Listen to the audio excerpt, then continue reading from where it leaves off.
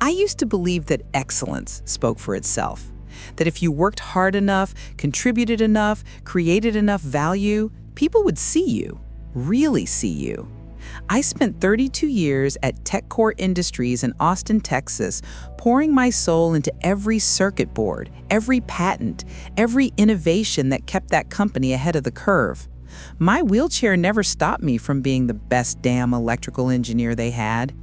But excellence, I learned, doesn't speak louder than prejudice. And loyalty means nothing when someone decides you're no longer convenient. The day Miranda Ashford walked into TechCore as our new CEO, I felt something shift in the air. She was young, polished, full of Silicon Valley confidence and buzzwords about disruption and agility. During her first all-hands meeting, her eyes swept across the engineering department and paused on me for just a fraction of a second, not with curiosity or respect, but with something else, something that made my stomach tighten. I told myself I was being paranoid. I told myself that my 17 patents, my decades of institutional knowledge, my reputation in the industry would speak for themselves. I was wrong about that too. It happened on a Tuesday morning in September. The air conditioning hummed overhead as I reviewed schematics in my corner of the lab, the same corner I'd occupied for 3 decades. My colleague Brian rushed past, avoiding my eyes, then another. The silence felt deliberate, heavy. When Miranda's assistant appeared at my workstation with that practiced corporate sympathy on her face, I already knew. She handed me a manila envelope as if it might burn her fingers. Inside was a termination letter citing organizational restructuring and evolving technical needs. No warning, no conversation, no acknowledgement of everything I'd built. Just a security escort waiting to walk me out within the hour, as if I might sabotage the very systems I'd created. I didn't cry in front of them. I held my head high as I rolled through those corridors one last time, past the prototypes that bore my innovations, past the awards on the wall with my name engraved in brass. But inside, something crumbled. Because this wasn't just about losing a job, this was about being erased. About watching someone look at you and see only limitations, only inconvenience, only something to be discarded. And the worst part, the part that would haunt me through sleepless nights, I'd seen this pattern before, not just at TechCore, but in every room I'd ever entered, including the ones that were supposed to feel like home. How do you fight a world that's already decided you don't matter? The house on Barton Hills Drive had never felt quieter. I sat in my home office surrounded by 3 decades of accumulated knowledge, industry journals stacked like monuments to a career that had just been declared obsolete. My hands trembled as I opened my laptop, forcing myself to look at the termination letter one more time. The legal language was cold, clinical, nothing about my contributions, nothing about loyalty, just corporate efficiency dressed up in policy. My phone buzzed. A text from my sister, Vanessa. Mom's birthday dinner this Sunday, don't forget. No how are you, no check-in, just the assumption that I'd show up, play my role, be grateful for the invitation. I stared at the message, something bitter rising in my throat. Vanessa, who'd coasted through life on charm and connections, who'd never had to prove herself the way I had.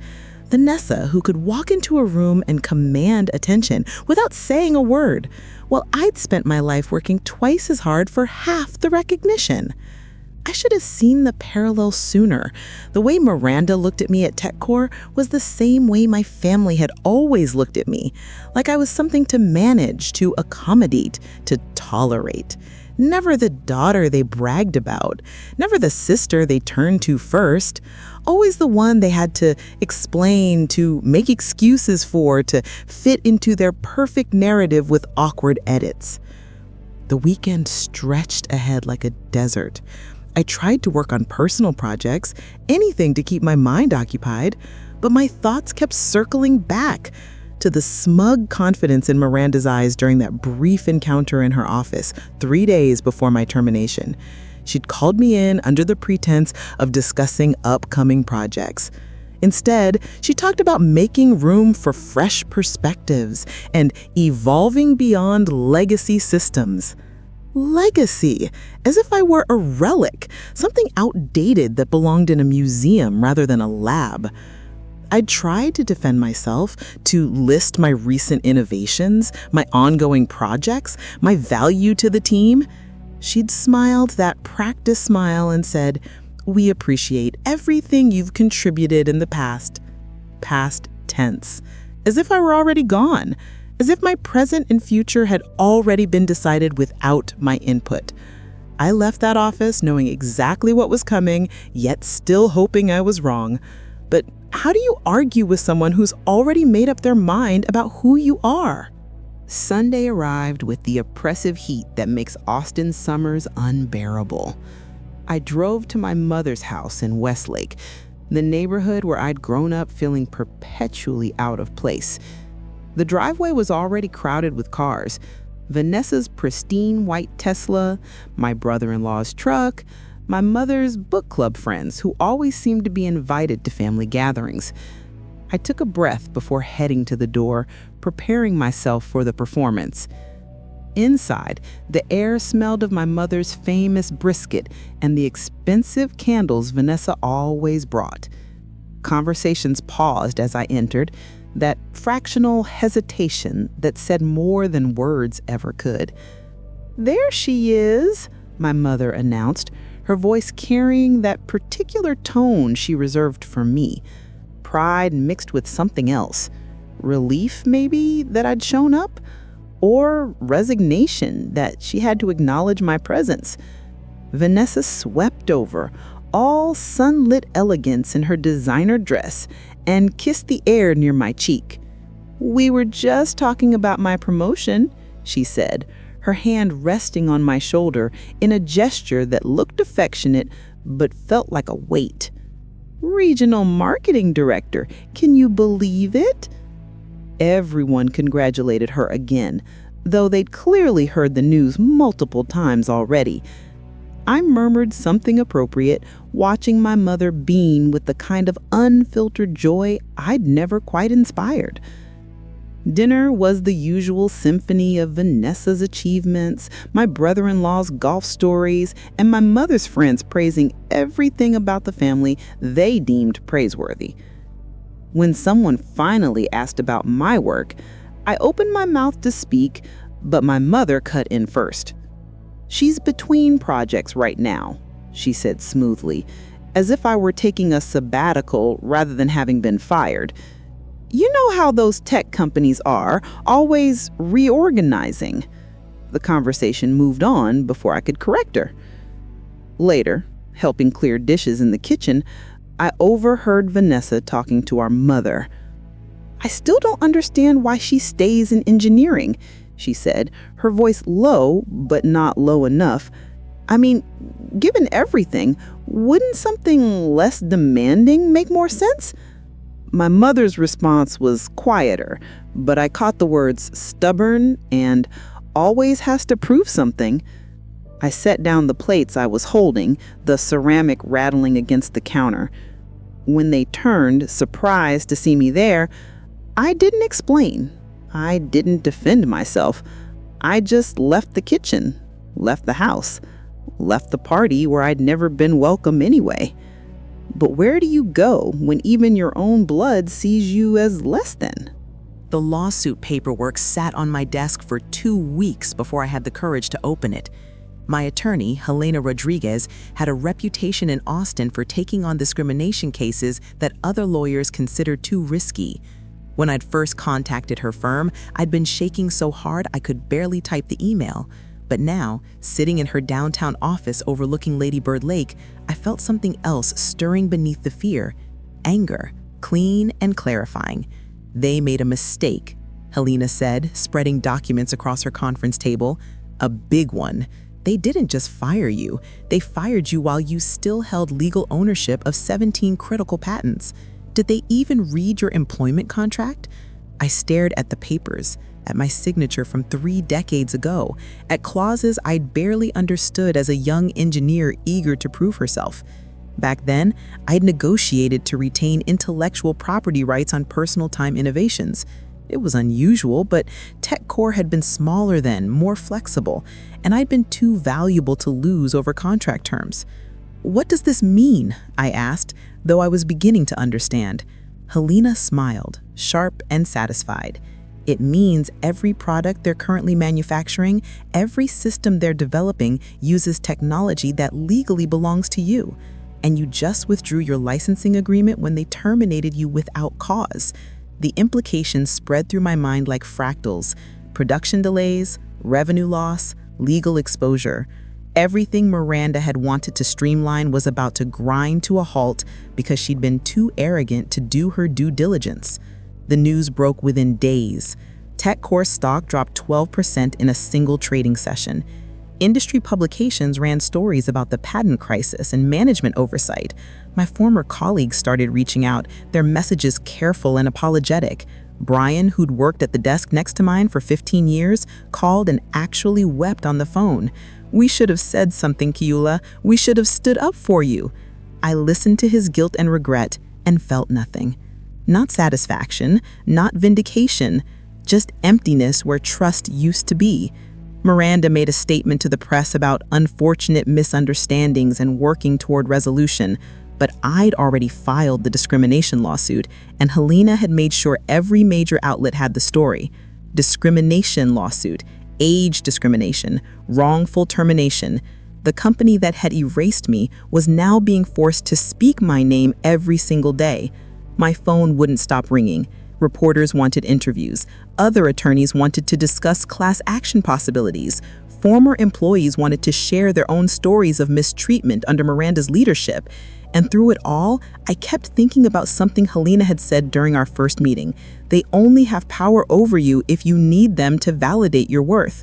But what happens when you realize you've been seeking validation from people who were never capable of giving it? The family dinner request came from my mother 3 weeks later. Not an invitation to a gathering, but a summons. "We need to talk about what you're doing," her text message read. No greeting, no pretense of concern, just the imperative statement of someone who expected compliance.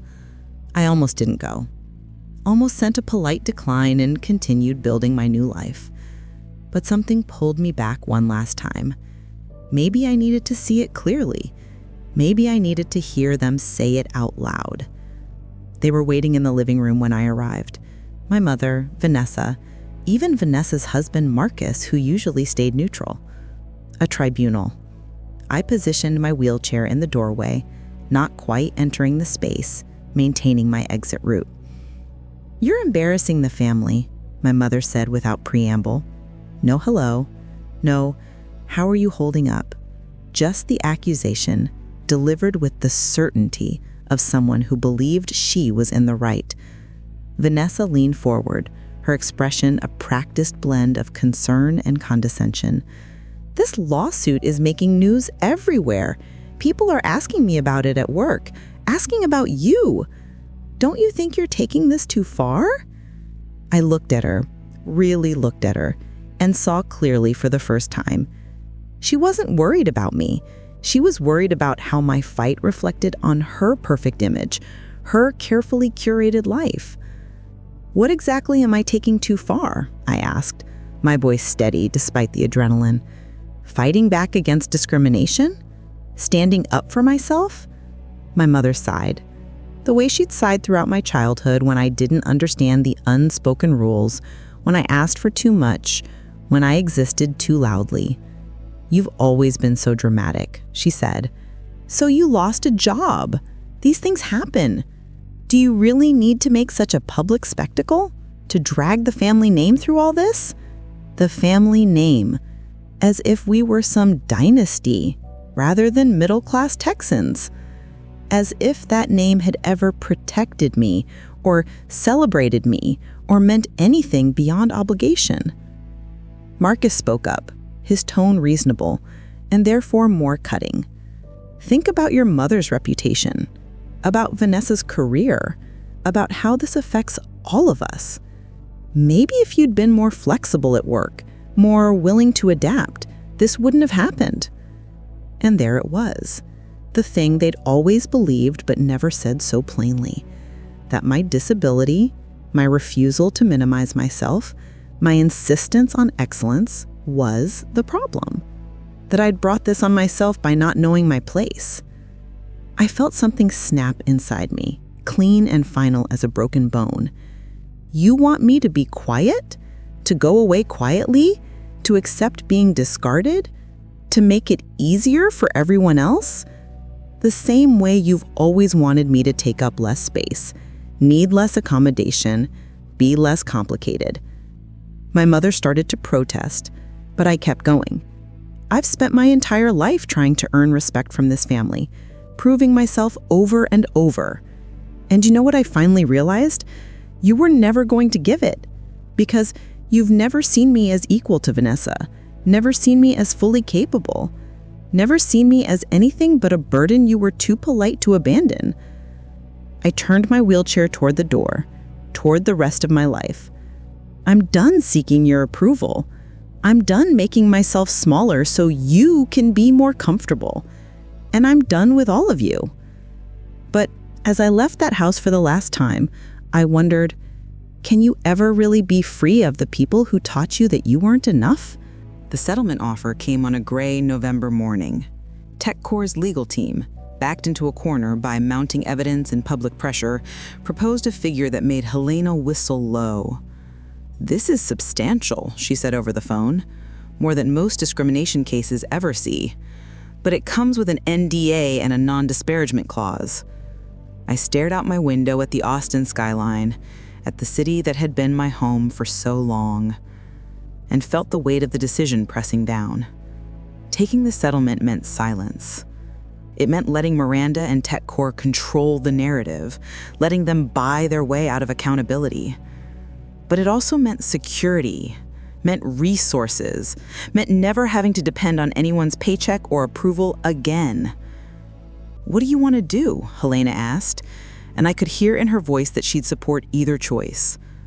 I thought about the other engineers still working under Miranda's management, about the disabled professionals who'd reached out to share their own stories of workplace discrimination, about the principle of the thing.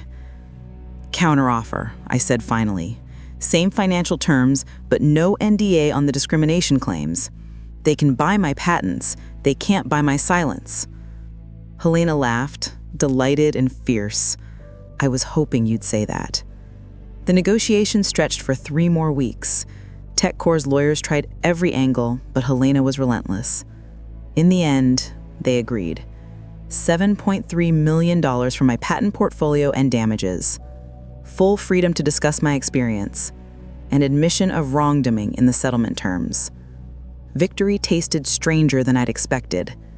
Not sweet, exactly. More like the aftertaste of medicine. Necessary, but bitter. The money hit my account on a Monday morning in December. I sat at my desk, staring at the number on my screen, and felt disoriented.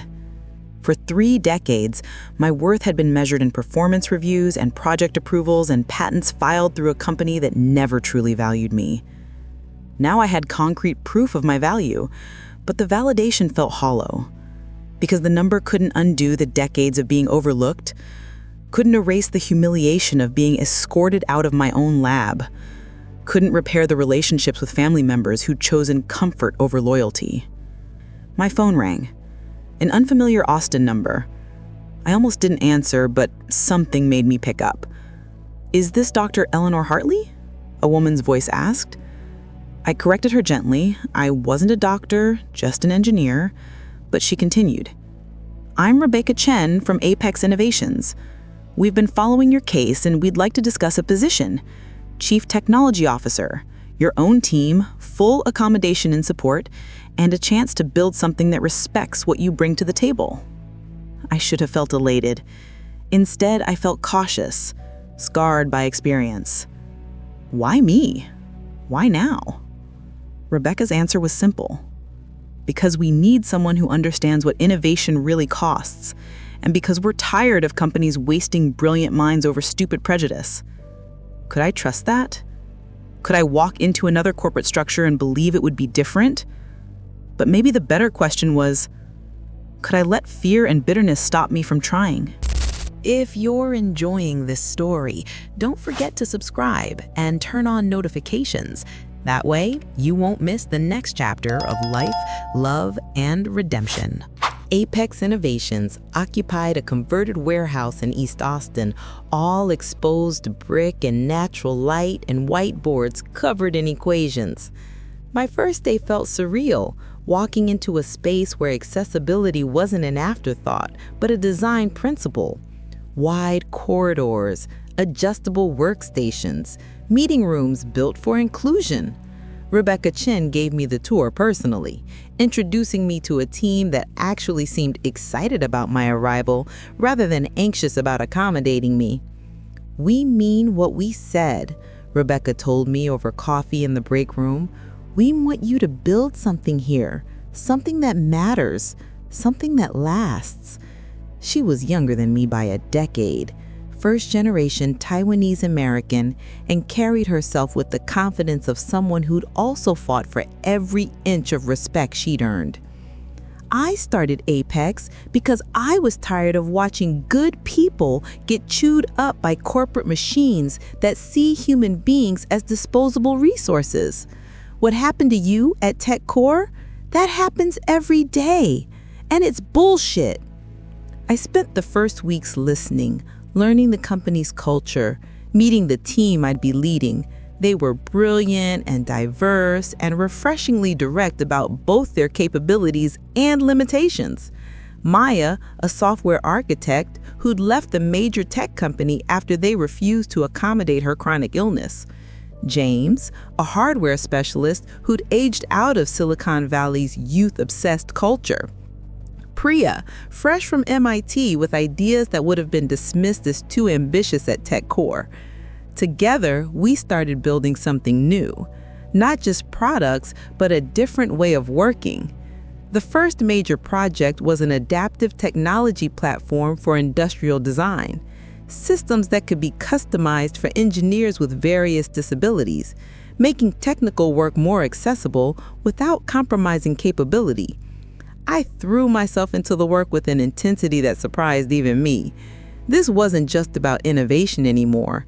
It was about proving something larger, that accessibility and excellence weren't opposed, that accommodating disability wasn't about lowering standards, but about recognizing that standard definitions of ability were artificially narrow. 3 months in, we presented our first prototype to a group of investors. I watched their faces as Maya demonstrated the interface, as James walked through the technical architecture, as Priya outlined the market potential. I saw the moment they stopped seeing disabilities and started seeing genius, started seeing value, started seeing what I'd always known was possible when people actually bothered to look. After the presentation, Rebecca pulled me aside. "You know what just happened?" she asked. "You changed their minds. Every person in that room just expanded their definition of what's possible." And for the first time since leaving TechCore, I felt something beyond vindication or anger. I felt purpose. But could purpose heal the wounds that family and betrayal had left behind? The text message came from an unknown number on a Saturday morning in March. "This is Brian from TechCore. Miranda was fired yesterday. Thought you'd want to know." I stared at the words, waiting to feel something. Satisfaction? Vindication? The sweet taste of karma? Instead, I felt oddly empty. Miranda's failure didn't undo what she had done. Her termination didn't validate me any more than her original judgment had diminished me. She was just another person who'd mistaken cruelty for strength, prejudice for efficiency. But the news kept coming. TechCore's stock continued to decline. The company lost 3 major contracts. A whistleblower report revealed systemic discrimination across multiple departments under Miranda's leadership. Former employees filed additional lawsuits. The empire she'd tried to build through ruthless efficiency was collapsing under the weight of its own toxicity. My former colleagues reached out with updates, apologies, requests for job references. I helped where I could, not out of loyalty to TechCore, but out of solidarity with people who'd been caught in the same machine that had tried to crush me. Vanessa's email arrived without warning, the subject line reading simply, "I'm sorry?" I almost deleted it without reading, but curiosity won out. The message was long, rambling, full of justifications and explanations. She'd seen my interview in a tech industry publication, had realized how much she'd minimized my achievements, wanted to understand why I'd cut off contact, wanted to rebuild our relationship, wanted. But nowhere in the lengthy email did she acknowledge the core truth, that she'd been complicit in making me feel small, that she'd benefited from the family dynamics that had always favored her, that her comfort had come at the cost of my dignity. I drafted 3 different responses and deleted them all. What could I say that would matter, that would change anything? Eventually, I wrote back with 2 lines. I appreciate you reaching out. I'm not ready to resume contact, and I may never be. I wish you well. It felt insufficient and appropriate at the same time. Some wounds don't heal through conversation. Some relationships aren't meant to be salvaged.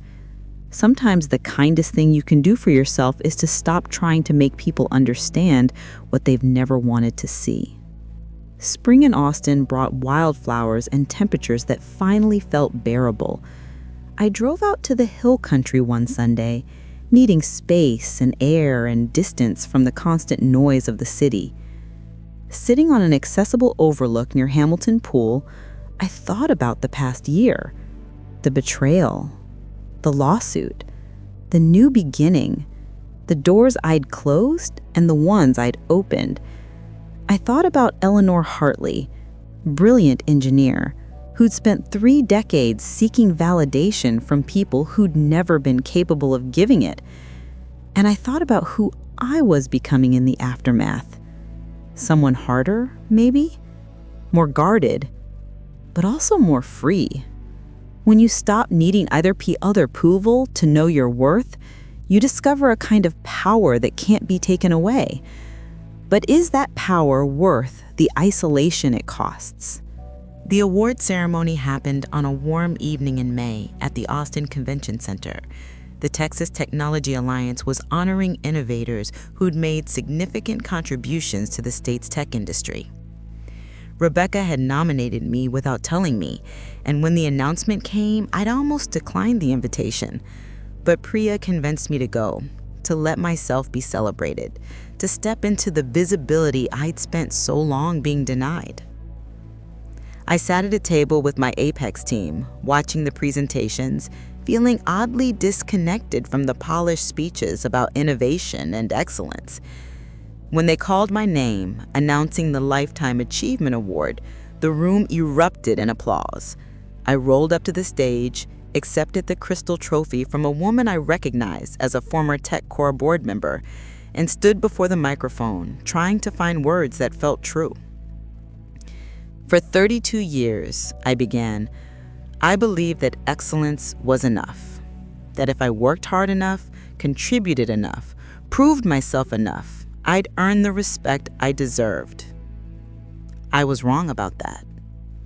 The room went quiet, people leaning forward. Because respect isn't something you earn through achievement. It's something you claim through self-worth.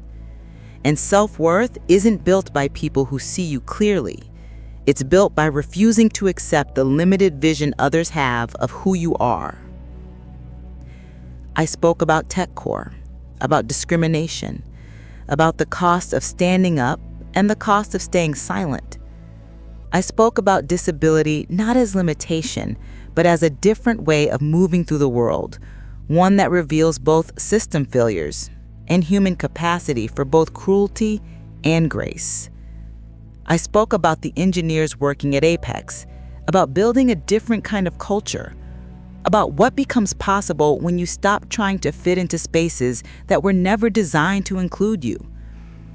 And I spoke about the people still fighting to be seen, still working twice as hard for half the recognition, still hoping that excellence will speak for itself. The standing ovation lasted longer than my speech. People approached me afterward with tears in their eyes, with their own stories, with gratitude for saying what they'd felt but couldn't articulate. The former TechCore board member who'd handed me the trophy pulled me aside. "We should have done better by you," she said simply. "We should have looked harder at what was happening. I'm sorry." I accepted her apology, knowing it changed nothing and everything, because individual apologies don't reform systems, but they acknowledge harm. And sometimes acknowledgement is where change begins. Driving home that night past the Austin skyline lit up against the dark Texas sky, I thought about victories and what they actually mean. Miranda was gone. TechCore was struggling. My lawsuit had succeeded. My new career was thriving. And I'd been publicly honored. By every external measure, I'd won. But the real victory wasn't in their failure or my success. It was simpler and more profound than that. I'd stopped waiting for other people to give me permission to know my own worth. I'd stopped measuring my value by their definitions. I'd stopped believing that belonging meant making myself small enough to fit into spaces that were never built for people like me. The real victory was learning that I could walk away from everything, family, company, recognition, and still be whole. But as I pulled into my driveway, I couldn't help wondering, is wholeness the same as healing? And is a life built from the rubble of burned bridges really a victory, or just a different kind of survival? They say time heals all wounds, but I've learned that's not quite right.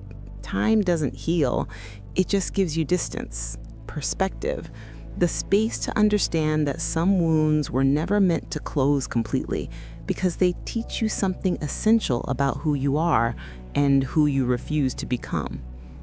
A year and a half after leaving TechCore, after cutting ties with my family, after rebuilding my life from the ground up, I still carry the scars, but I've learned to read them like a map of where I've been and what I've survived. My mother reached out last month, a carefully worded letter that arrived by mail rather than text. She'd read about the award, she wrote. She'd been thinking about our last conversation. She wanted to understand. Maybe, she suggested, we could talk. I held that letter for a week before responding, feeling the weight of possibility and the weight of history. In the end, I agreed to meet for coffee. Not because I believe reconciliation is always the answer, not because family obligation trumps self-preservation, but because I'm curious about who I'll be in that conversation, whether I'll feel the old pull toward approval or whether I've truly grown beyond needing her validation. At Apex, we're launching our third major product line, expanding our mission to create accessible technology across multiple industries. We've hired 15 new engineers, most of them people who'd been overlooked or underestimated by traditional tech companies, people who bring brilliance wrapped in bodies or minds that don't fit conventional molds. Building this has been harder than any technical challenge I faced at TechCore, because it requires constant vigilance against replicating the same toxic patterns, the same unconscious biases, the same systems that value comfort over equity. But it's also been the most meaningful work of my life, because every person who walks into Apex and feels genuinely welcomed is proof that different is possible. I still think about TechCore sometimes, about the colleagues who stayed silent when they should have spoken up, about Miranda and the insecurity that must drive someone to treat people as disposable, about the decades I spent in a place that never truly valued me, and whether I should have left sooner or whether those years were necessary preparation for what came after. I don't have clean answers. I don't even know if the question matters anymore. What happened, happened. What I did with it afterward is the only part I can control. On difficult days, when the past feels too heavy and the future feels too uncertain, I remind myself of something Rebecca told me early on at Apex. You don't have to be grateful for the trauma, but you can be proud of how you survived it. I'm not grateful for the betrayal, the discrimination, the family dysfunction that shaped so much of my life, but I am proud of the woman who stood up when it would have been easier to stay quiet, who fought back when it would have been safer to accept, who built something new when it would have been simpler to give up. Today, when I look in the mirror, I see someone marked by battle, someone who's lost things that mattered and gained things she didn't know she needed. Someone who's still learning the difference between justice and revenge, between self-worth and pride, between forgiveness and erasure. I see Eleanor Hartley, not as TechCore defined her or as her family limited her, but as she's defining herself. Brilliant, wounded, resilient, free. And if you're reading this, if you're fighting your own battle against people who can't see your worth, who want you smaller and quieter and less complicated, I want you to know something. You don't owe anyone your diminishment. Not your employer, not your family, not a world that's more comfortable when you apologize for taking up space. Your excellence doesn't need their validation. Your worth isn't determined by their recognition. And sometimes the most radical thing you can do is simply refuse to accept the limited story they're telling about who you are. The road ahead won't be easy. Standing up costs. Walking away costs. Building something new from the ashes of what you've lost costs. But the cost of staying small, of accepting disrespect, of living in spaces that were never meant to include you, that cost is higher. That cost is yourself. So here's my question to you, the one I ask myself every morning. When you look in the mirror, who do you see? The person others have decided you are, or the person you're brave enough to become? If this story touched your heart and you'd like to support this work, consider buying me a coffee on Ko-fi. Every small gesture helps bring more stories like this one to life. Thank you for listening, and remember, your kindness makes stories possible.